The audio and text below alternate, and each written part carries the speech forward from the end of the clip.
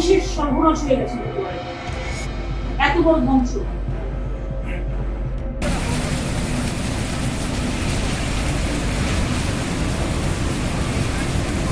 যা খবর পাচ্ছি তাতে সংখ্যাটা এক্ষুনি বলা যাবে না। Hasnabad, Sandeshkhali, Gosaba.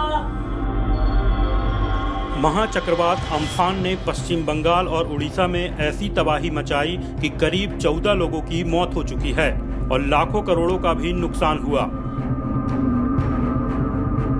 Super cyclone Amphan तो बंगाल से गुजर गया, मगर अपने पीछे उसने तबाही का मंजर छोड़ दिया। घर, इमारत, सड़कें और पेड़ों को इस तूफान ने काफी तबाह किया। यही वजह है कि अम्फान को ममता बनर्जी ने तबाही का नाम दिया। बुधवार को ममता बनर्जी कोलकाता में बनाए गए अम्फान वार रूम में मौजूद थीं और वहां से तबाही के पल पल की गतिविधियों पर नजर रख रही थी। जब बंगाल में अम्फान का लैंडफॉल हुआ तो तबाही का मंजर ममता बनर्जी देख रही थी और उनके मुंह से निकला, सर्वनाश होए गेलो। इसका मतलब सर्वनाश हो गया और तबाह हो गया। ममता बनर्जी ने बंगला में यह कहा। যা খবর পাচ্ছি তাতে সংখ্যাটা এক্ষুনি বলা যাবে না। Hasnabad, Sandeshkhali, Gosaba,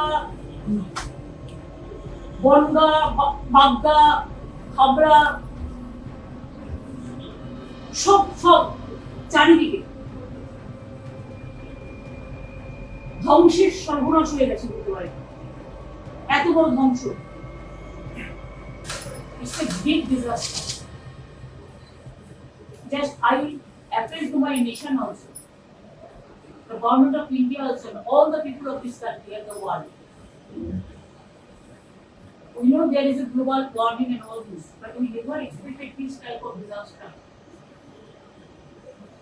Roads are all disconnected. Bridges, no connection. Electricity totally finished. Drinking water, the system is in collapse. Agriculture sector is totally finished. Even the river embankment, bridge, all. We are lucky enough that we have evacuated more than 5 lakhs people yesterday within a short time. Because this type of situation we will face. We never expected.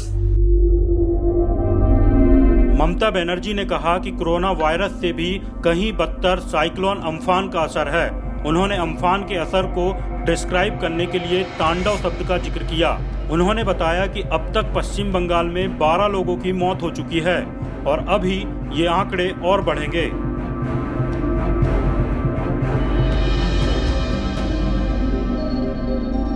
उन्होंने आगे कहा कि इस तबाही से करीब 1 लाख करोड़ रुपए का नुकसान हुआ। हमें सब कुछ फिर से बनाना होगा। हम अभी 3 संकट का सामना कर रहे हैं। पहला कोरोना वायरस, दूसरा हजारों प्रवासी मजदूरों की घर वापसी और तीसरा साइक्लोन।